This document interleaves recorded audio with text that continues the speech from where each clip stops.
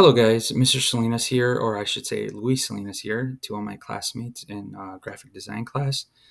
Today I'm going to go over the original presentation that I would utilize for my Period 7 unit in AP US History, compared to my new and updated slide presentations for conveying the information and also including new activities throughout the presentation.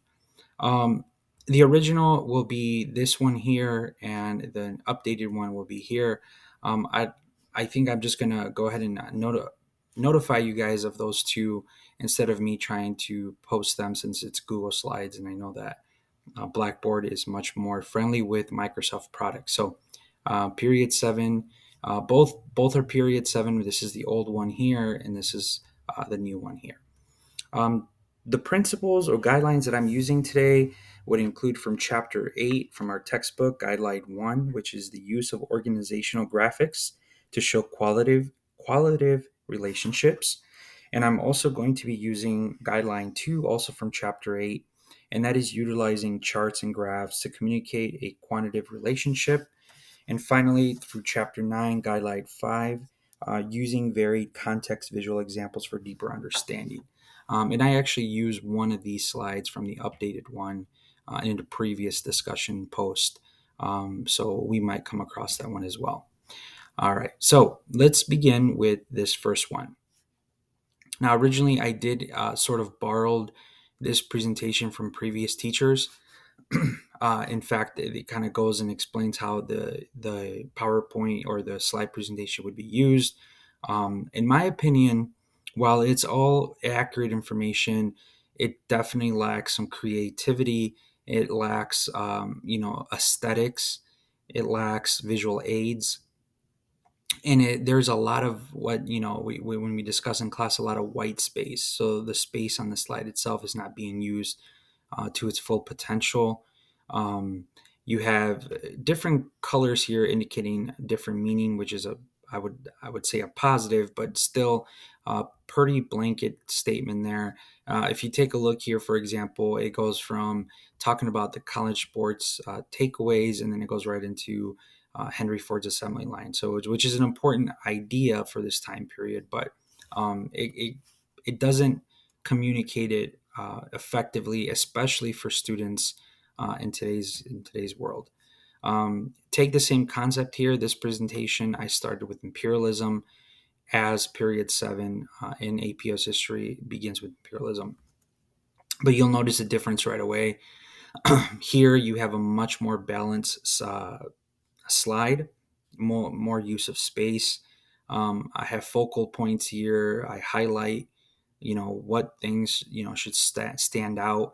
Most of the stuff that are highlighted will correlate to their textbook, so this should make connections here.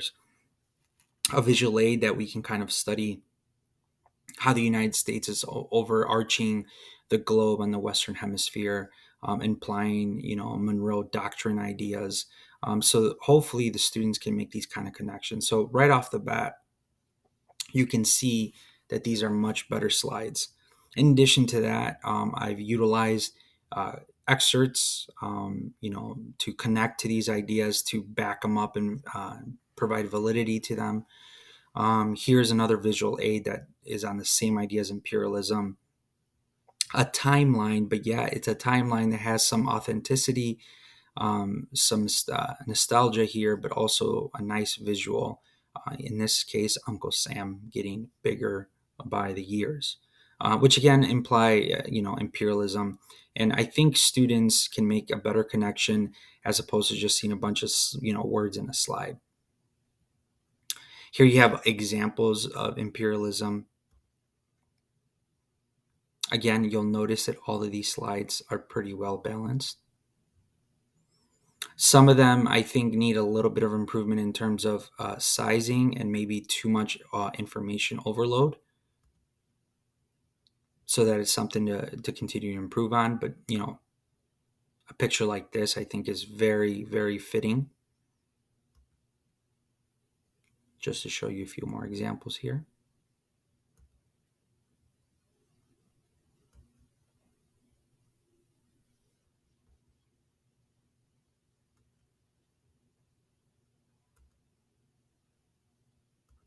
and it goes on and on. So, and then the next unit is not the next unit, it is still a topic within period 7. But another thing that I've added is kind of added a question to these, what we call overarching questions. So for this example, it's to what extent were the progressives successful in achieving their reform goals? So I think that in itself is a huge improvement in terms of conveying the information that I need. If I consider my audience, my students are juniors in high school. Several of them have other AP courses, so they are used to this sort of um, uh, coursework and expectation. But again, just looking at these as examples, there are visuals here, but to me, the visual seems a little random. It seems more like trivial more than anything else. Some primary sources, some updated stuff here, but nowhere near the visual, the aesthetics as the other one. Here again is another example, not a well balanced slide. Um, there's some videos that are embedded. Talks about the Great Depression. Okay, so here's a progressive era, so a good comparison. So, bullet points about the progressive era. Notice no central question, nothing along those lines. That looks very cluttery. Obviously, not something that is going to be effective. Again, if you compare this to the other one,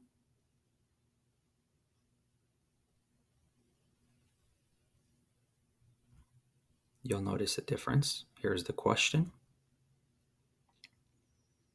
A little bit better balance there. Now, what are some examples of that expansion of democracy? Nicely organized.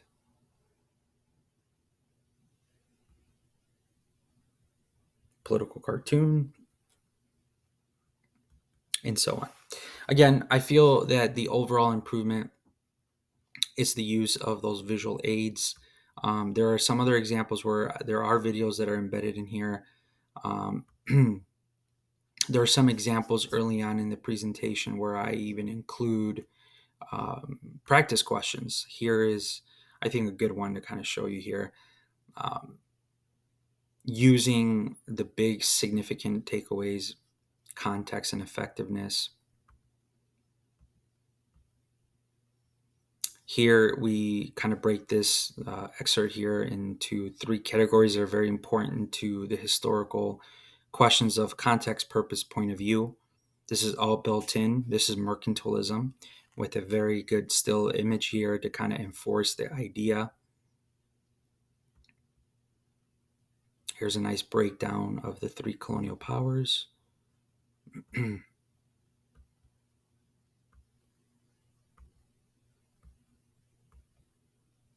Excerpt again. Document analysis opportunity. Students can make a copy of these and then they can actually organize these documents, all done through this presentation. So again, I think overall, when you look at the original as opposed to the new one, I think they're using the guidelines of design, effective design, like knowing your audience, knowing who's going to use them. For instructors or for people that are experts in the content, it may not seem like it's a difficult thing to accomplish, but if you're teaching someone, you want to try to make it as easy as possible for them to take in the information, give them examples, model it for them, all the good principles of good teaching. All right, thank you guys.